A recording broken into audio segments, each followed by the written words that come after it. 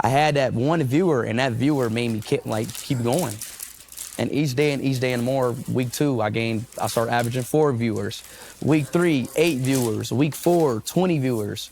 So on and so on and so on. So then my sophomore year,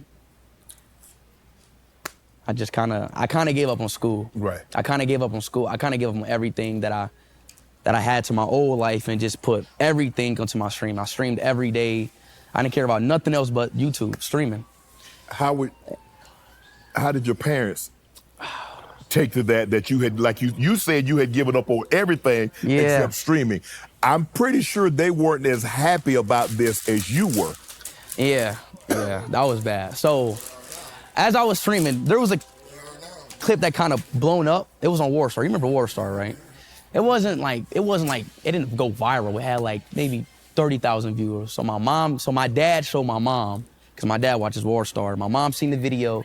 She's like, what are you doing, blah, blah, blah. Why is everybody talking about you, like, online, blah, blah, blah? Because it was, like, hate comments. Mm-hmm. So she kicked me out. Kicked you out of where? No, she told me to quit. Yeah. Or I'm leaving, like, you know, or like, you can't do this in my house. So I'm like, I'm out. Really? Yeah, I was like, I'm out, you know, like, I'm not about to stop. Like, I was already averaging, like, 20 viewers. I had, like, 1,000 subs, 2,000 subs. Right. I'm already going, so I like, and once I start something, I'm not stopping. Right. So, give me a second. And so like once I start something, I'm not stopping. So boom, she kicked me out. I moved to my dad in Detroit. Then I kept going. My dad didn't really care. My dad let me. Shout out to my dad. Right. Shout out to my mom too. I still love my mom. She just didn't know what was going on. Right. But anyways, I kept going in Detroit, and I got here. Pretty much it. But my mom, she just now understood it maybe a year ago. Like she really accepted it about a year or 2 ago.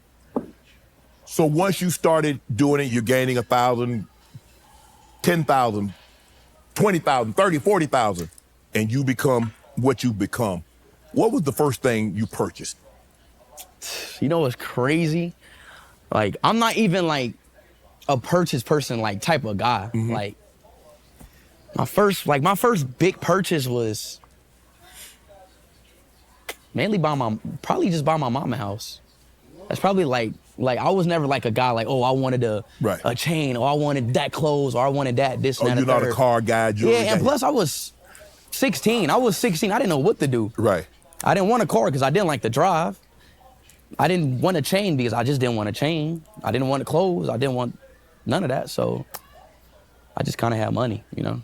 So what age you become a millionaire? When you were 16 when you became a millionaire? Oh. Because you say you started 15 during COVID. No. I became a millionaire at early 17. Okay. No. Yes. No, 16. No, I was 16. Mm-hmm. But it was like I was about to turn 17. Mm-hmm. So now you got this influx of money. And you're like, damn, I'm 16 and a half, about to be 17, and I got more money than I could have possibly imagined just a year ago, let alone 5 years ago. I know. So what is that feeling like? If you want to be honest, it's kind of so crazy, you know, when I think back on it, but I was genuinely, as a 16-year-old kid, I was just so locked in, like just on my craft. Right. I just didn't really take a realization on the position that I was in as a 16-year-old kid, you know. And right now I'm still locked in, but now when I think back on it, like, damn, I was 16. I was a junior, had all this money, blah, blah, blah. But, you know, I was just locked in. You know, I didn't really take that into consideration, really. Let me go back. You said your mom says if you can't continue to stream in my home, or you're going to have to go. So did you drop out of school, or did you go to Detroit with your father and finish school? Oh, listen, okay. So I dropped out my sophomore year. I was failing all my grades my sophomore year. Then my mom was like, hell no. You know, she put a stop to it. She called my dad. I moved back. Yeah, then I moved back in with my mom for my junior year. Okay. So I gained my credit for my sophomore year and my junior, because my mom, she was on it. She put me on online class. Well, we tried this like a public school, but that didn't last a month because, you know, I was already famous, whatever. Right. But anyways, I got into my online class. My mom locked me in because she wanted me to get my high school diploma. Yeah, you get your diploma. Yeah, Yes, exactly. for sure. She wanted me to get my diploma, so she locked me back in. But you know, I made my ways and I graduated. Go James and the Lakers are back putting on a show, and you know I got to get the best deals. So purchase. Did you have? Look, I understand the streaming community is one thing, but did you have friends? I'm talking about like friends that were around you. Did you have those friends when you were like? Yes, but like I said, the COVID really like. Yeah. It just messed up. Like it just messed up my it, social life. Like I didn't talk to my friends. Right. I was only talking to my online friends, my gaming friends. It's just like COVID really put a hit on my life. Right. Put a hit on my life. Hold on. You said you're not big into clothes, you're not big into cars, you're not big into homes. You bought your mom a home, but you bought a $10 million home in Ohio. A 10 million? No, I didn't. $1 million? Yeah, $1 million. Million. Yeah. Who's in Ohio? My mom. My mom's in Ohio. Okay. Your father's in Detroit. Your mom's in Ohio. You're in Florida. Yeah. So how often do you guys compete? You have any siblings? Yes. Okay. Yes, I do have siblings. Are they gamers? Are they? Nah. I'm the oldest. So yes. Your mom probably ain't going for that now. She's like, I got one. Nah, y'all go focus on school. Yeah. But yeah, they doing good. My siblings doing well. Okay. What is the one thing that if you say you haven't bought anything too extravagant, but is there anything that you purchased for yourself that you like, man, I wish I hadn't even bought this? Yeah, it was a chain. You bought a chain? So what? Yeah, it was a chain. Cause I mean, look, listen. At 16, 17, I didn't buy nothing. At 18, I didn't buy nothing. But now I'm 19 now. I'm like, gotta buy something. Yeah, I'm like, I gotta buy something. Bought me a few cars. Bought me a chain. What type of car you get? I got two. I got a Lamborghini and I got a Urus. Okay, so you got the car and the SUV. Yeah. Okay. So I'm like, okay, let me buy a chain, like, just to see what it's about. Right. Bought the chain, haven't worn it.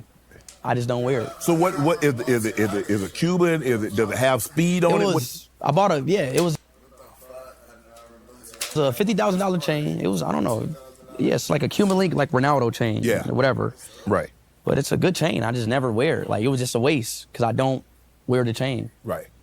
So what have you learned about money? Now that you have money, surplus, abundance, you're doing very, very well in the streaming and the online.